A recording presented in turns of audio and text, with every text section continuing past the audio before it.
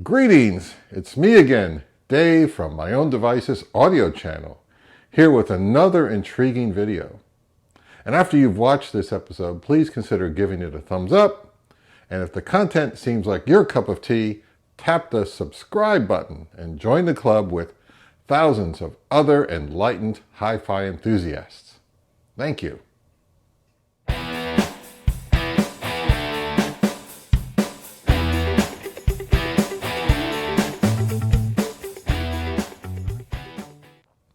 Now, as an intrepid YouTuber, I will from time to time reach out to manufacturers and distributors asking to be sent products for review.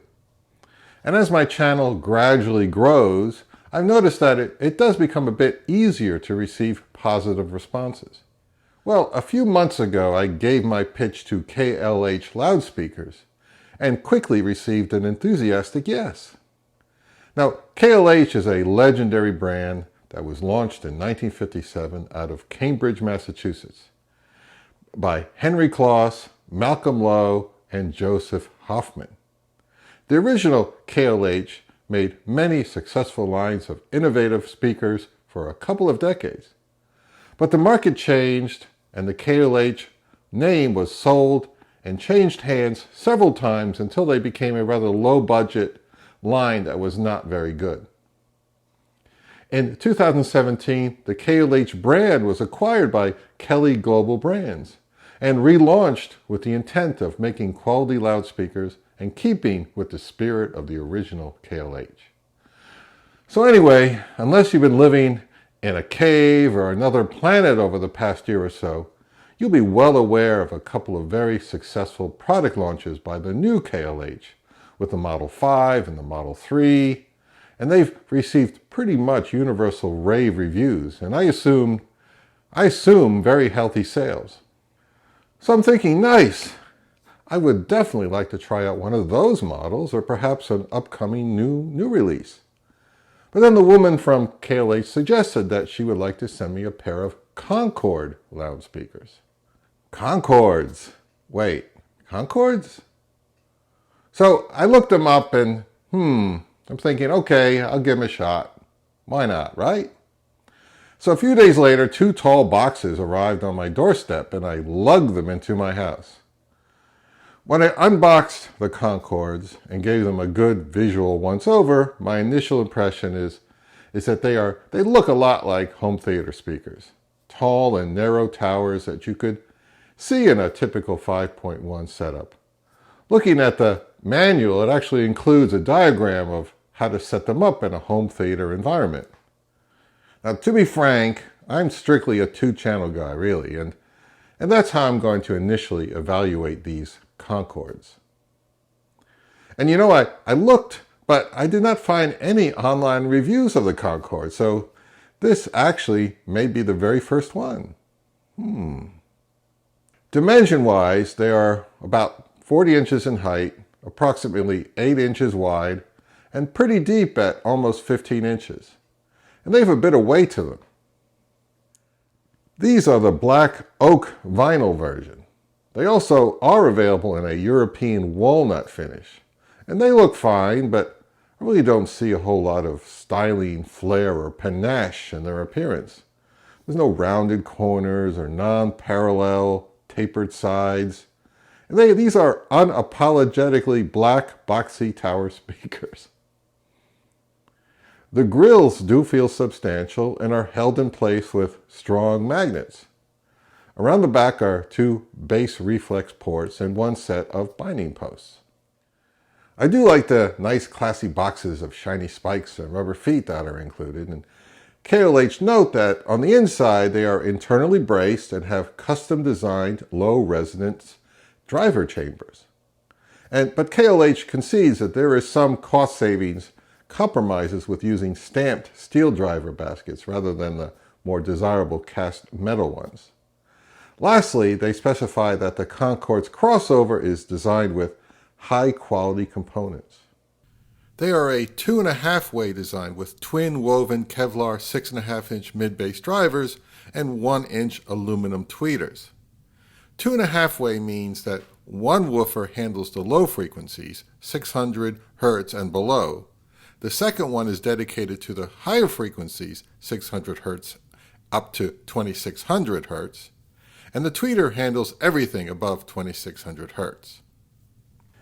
KLH states in their specs that the Concord's frequency response reaches all the way down to 28 Hz and up to 23 kHz, which on paper is impressive. So a subwoofer may not be needed. 28 Hz is pretty darn low. KLH also state that these are 8 ohm loudspeakers with a sensitivity rating of 94 decibels, which to me says they are very easy to drive, so a megawatt high current amp is not required. And they have a list price of $1,000 for the pair. I must say here that I was not impressed with their sound at first.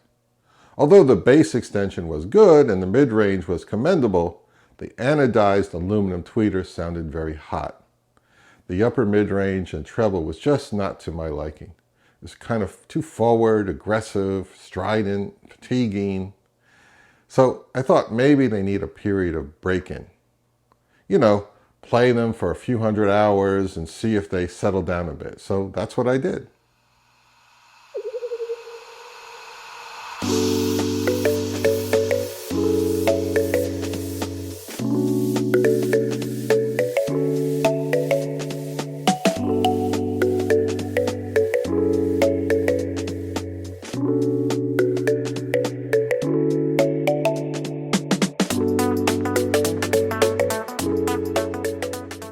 For this evaluation, I employed HD streaming via Amazon as my source from a 2021 Bluesound Node, using a coaxial cable into a nice Hollow Spring 3 DAC that I have in for evaluation. The preamp is by Air Acoustics, and I tried 3 different amplifiers with the Concords. The cables are a mix of Blue Jeans, DH Labs, and Vandenhul, and I'm using balanced connections wherever possible.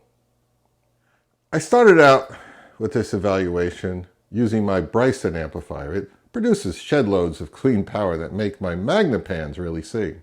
And Brysons are known for their neutral and transparent sonic performance. I ran in the Concords with the Bryson for a few weeks, and suddenly one day, while they're playing in the background, I realized, hey, that high frequency brightness seems to have subsided and they were sounding more coherent and enjoyable. The treble was smoother and no longer grated on my eardrums. I was astonished and relieved. The mid-range is what really impresses me. Vocals, horns, piano, guitar, drums were vivid and evenly presented. And the aluminum dome tweeters do an admirable job reaching those high frequencies, and you do get a little extra dimension of sparkle and detail with them. I brought in a modestly powered topping LA90 Class AB amp that I have on loan for review from Apos Audio, and this remarkable little amp was a great pairing with the Concords. I was initially concerned that the combo with the topping would sound too bright and fatiguing, but I was mistaken. They took the smooth and clean signal from the LA90 and sounded maybe in some ways a little better than the Bryson, especially with the upper mids and treble. No, bass control wasn't as good, but as the Bryson, but it was still more than satisfactory. And I like solid state and I like tubes, and I do mix it up depending on my mood and the time of the year. This Carry Audio designed AE25 Super Amp is a tube design that employs 4 KT88 output tubes and has a maximum output of about 35 watts per channel. And this was an excellent match with the Concords. The tubes did polish out the treble so that it shimmered rather than flashed, and the mid-range performance was terrific. The bass became warmer and mellower, but it lacked the control that the solid-state amps before it provided. I did a measurement of their on-axis frequency response using Room EQ Wizard, and this is the graph it generated. This is not an anechoic chamber measurement, but rather how they perform with a mic about a meter away in my room. And I'm not sure how helpful this is, but I'm still a novice at room measurement stuff. But from what I can see, there are a few frequency dips around the crossover points, and I do hear that low bass and treble boost shown in this graph. I do not believe I got the results that support KLH's claim of a 28 Hz low end, closer to around 40 Hz if I'm not mistaken, which is perfectly fine to me. Let's talk about the Concord's strengths. The mid-range overall is very good. As I said before, vocals, horns, piano, strings, drums sound convincing and pleasant. And if you like some sizzle and detail in your music listening, the aluminum dome tweeters will suit you very well. And after they settled down, I was not hearing the glare that I detected right after their unboxing. Bass-wise, they do produce a decent level of sonic impact. The twin mid-bass drivers and the large cabinets and the twin rear ports are the reason the low frequencies are prominent with these models. Now, is the bass tuneful, tight, and articulate? Not that much. I do feel the lower bass, but it's rather lumpy and one-notey. The overall effect is not at all unpleasant to listen to. But these loudspeakers would never be called neutral or boring. Regarding soundstage, the sound field in this room was rather constrained and did not extend much beyond the width the speakers were apart, or much beyond their height. From my experience, they do not audibly disappear like some other speakers I listen to. So then in the end, I decided, I'm going to move them into the family room and connect them to my modest home theater system, which consists of the latest 4K Apple TV running through a Denon Dolby Atmos AV receiver. And I decided to watch Prey on Hulu and turned off the Dolby Atmos and watched the movie in 2-channel stereo mode. And it was very enjoyable. The Concords did an exceptional job presenting the dialogue clearly and intelligibly.